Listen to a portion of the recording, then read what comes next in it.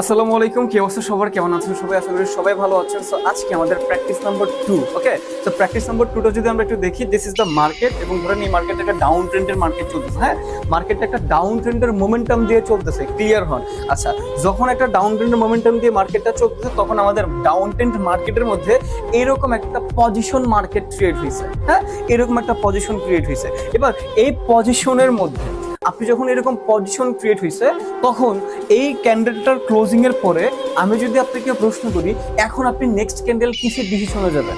আপার ডিসিশনের মধ্যে যাবেন, নাকি ডাউনের ডিসিশনের মধ্যে যাবেন, নাকি আপনি কনফার্মেশনের ওয়েট করবেন? এখানের মধ্যে আরেকটু কিছু কথা বলে দিই।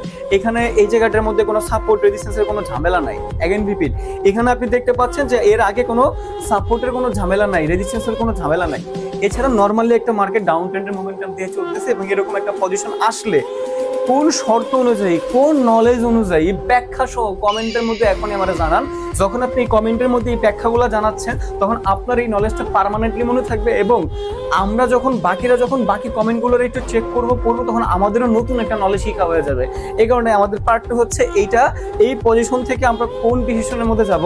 এখনই দ্রুত কমেন্ট বক্সের মধ্যে আমাকে জানান। আমি যাদের কমেন্টটা সঠিক হবে, যাদের অ্যান্সারটা সঠিক হবে ব্যাখ্যা সহ, শুধুমাত্র আপ ডাউন বললে হবে না, ব্যাখ্যা সহ বলতে হবে।